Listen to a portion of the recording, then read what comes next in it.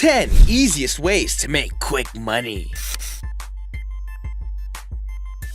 Number 10. Surveys. Yes, you can make money from completing surveys online, but just know that you'll never be able to pay your rent with this type of money. Besides the super rare several dollar a piece surveys, you'll mostly be spending your time wasting 40 plus minutes for literally 10 cents. Also, I found that most of the surveys I was screened to do sent me another message during the survey after I had already wasted 10 to 20 minutes on it that I wasn't eligible for either one and that the screen would time out, and I didn't get a single cent. The worst part about that situation is that they got some answers from you and they didn't even have to pay for that knowledge. So yes, you can make money by completing surveys, but it really isn't worth your time. However, if you do want to try it out for yourself, just be sure to use these guidelines. Always verify the survey sites you're using. Don't ever give out your personal information right out of the gate. You should never have to pay to complete a survey. Sign up for several survey sites at once to make the most money you can, and try to fill them out while you are doing passive tasks like watching TV. It'll make it seem like they take less time to complete. Number 9. Becoming a product tester. Product testing can be a good source of income for more than one reason. First, you usually get to keep the product you're testing, so there's that. Second, you get paid to give your opinion about something you're most likely going to buy and try out anyways. Now, keep that in mind, it is hard to just go out there and tell Xbox you want to test out their newest game, free of charge. Good luck with that. How you will need to start off is by reaching out to startups that have products that interest you. Ask if they'd like to trade their product for a testimony or a review of the item, free of charge. You get the item for free, and they get some free advertising. While this may not always work, it is best to start small and work your way up. The more products you review, the more credibility you will earn with bigger, better companies. Number 8. Start writing. Even if you are a little bit good at English, you need to consider this as one of your side jobs. For me, there are two major categories to writing for a profit, and that is blogging and writing ebooks. Blogging is writing for entertaining websites that are usually updated with new information. Writing an electronic book is writing an actual book, whatever genre, and selling it online, like through Amazon's Kindle section. When you start a blog, you want to find a topic on which you can speak about. Some of the best blogs out there are ones about food, family, and the home. It's easy enough to start, just find yourself a platform and start typing away. Some blog hosting sites are free, but some of the best ones cost a yearly membership fee. Be sure to find the one that is best for you. Also, the most important key to writing a blog is consistency. Make sure you are updating your site frequently and you are giving people more reasons to come back. You can make it profitable just by adding advertisements or writing guest articles. Making money by writing an ebook is easy enough as long as you have a good, interesting topic that you can write 50 to 250 pages about. After you write and proofread your work, you can upload it to Amazon and set your asking price. Now you'll be earning what is called a passive income with your book, as long as it's being purchased. It is possible to write enough ebooks to retire and forever collect those profits. Can you reach that level?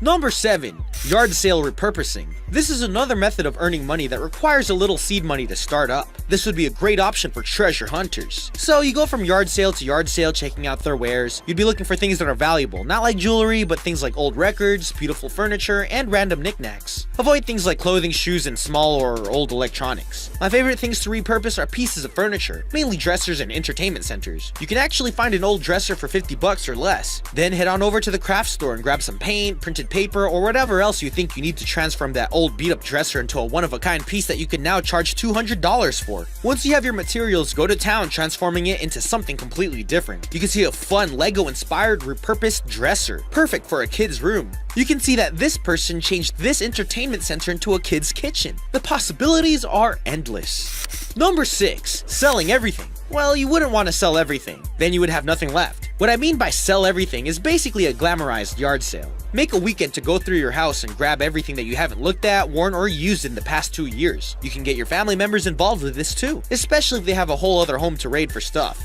Gather your things up and set price points for each item and a date for the big event. Make sure you price your items reasonably so that people will actually buy them. Keep in mind, all of this stuff is used, so it should be priced as much. When the big day arrives, set up tables and furniture outside and lay out all the items you have for sale. Keep a secret spot for the money you earn and sit back and relax as your old stuff makes money for you. Easy, decently quick money with stuff you already have. Number 5. Crafting. For quite some years when I heard the word crafting, my mind would wander to images of old ladies knitting or sewing some 1930s dress patterns, but I really couldn't have been more wrong. Crafting can be anything from making mugs and jewelry to making welded sculptures or web design graphics. So a super easy way to make money is to make craftables. This is an instance where you would have to spend money to make money, but the good outweighs the bad, 100-fold. Take this for instance, my homegirl wanted to make and sell mugs with quotes on them for her Etsy website. For those of you who are new to the game, Etsy is an online marketplace where people can go to buy and sell their handmade crafts. You can find anything you could imagine on that site. If you haven't, you should go check it out. I know that she can purchase blank white mugs at the dollar store at $1 a piece. So she goes and buys 6 and writes quotes in fancy handwriting on the mugs in black Sharpie. Then she bakes the mugs in the oven and gives them a final glaze. She posts her finished items to Etsy and sells all 6. Now, since she included shipping and handling in the original price point, she didn't have to come out of pocket for that. So after buying all the mugs and paying all the small posting fees on Etsy, she spent about $10, then ended up selling each mug for $6.50 each. That means that there's a $29 profit on top of the $10 she spent to make the money. See how easy it can be?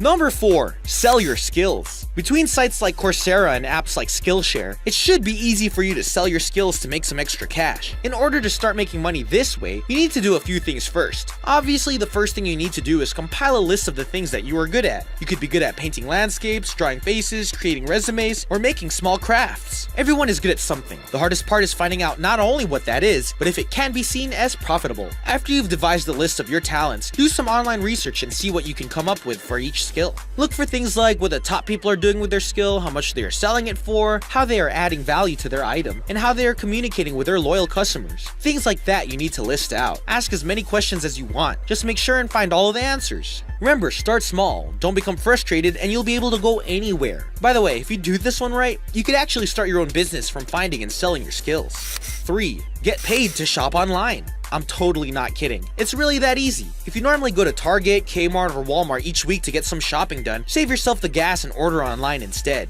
Yes, you will have to wait for the items to be delivered, so make sure to factor in the delivery time so you don't end up running out of anything. However, if you create an account with a cashback program like Ebates, you actually get paid to shop Walmart through their site. I know it sounds fishy, but believe me, it's a real thing. Here's how it works. You create an account and log on. You choose what website like Walmart or Kmart that you want to shop at, then Ebates takes you to that actual website, and you shop like normal. You check out and pay for your items like normal. Then, according to your preference, you can have a check cut and sent out, or you could wait until you've done more shopping to have a chance to earn a bigger check. So in the end, you bought the items you already intended on buying, saved gas and the headache from actually running the errands, and you get a check in the mail for shopping this way. Easy peasy. Oh, and using Ebates is free.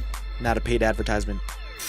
Number 2. Selling information. Almost everyone has gone to school. It is a federal requirement after all, so the majority of us has some knowledge. What if you could harness that knowledge and sell it for a profit? Newsflash, you can! I'm not talking about going out and applying for a teaching position. I'm talking about working for yourself, just teaching others. Say you know how to write a resume, and your resumes look so professional that all of your friends and family members have asked you to redo theirs as well. Well, you can post an ad on a platform like Facebook or Craigslist and tell the world you know how to create resumes. It may take a while to get responses, but don't get discouraged. If you charge $25 per page and were able to get enough clients to do 5 resumes a week, well, of course that means you'd make $125 each week if all of the resumes were only 1 page each. You can do the same thing with templates, budget sheets. Almost any kind of knowledge can be turned into a profit. Number 1. Simply invest. We all know that sometimes you have to spend money to make money, and the same holds true for this. If you have a couple to several $1,000s sitting in your savings account, why not make that lazy money make more money for you? When you start investing, make sure you do thorough research and you consult with a professional. It takes as little as just $1,000 to start investing. If you're hesitant to get started, you can always opt for the robo-advisor to help you choose and make the investments for you. These days, there are dozens of different apps to help you get started by investing only a little at a time. For some of those apps, the investments are less than $100. If you want to get down and get your hands dirty, then save some money to the side for your investment. Pick some investments yourself and use an online trading platform. Investing may be a risk, but it can be a calculated one that could result in giving you some extra paydays. If you want to be able to stack cash like you see in this picture, you need to get off the couch and start doing something today. Well, that's it. Make sure to like, comment, and subscribe. And I'll see you guys next week. Deuces. For better.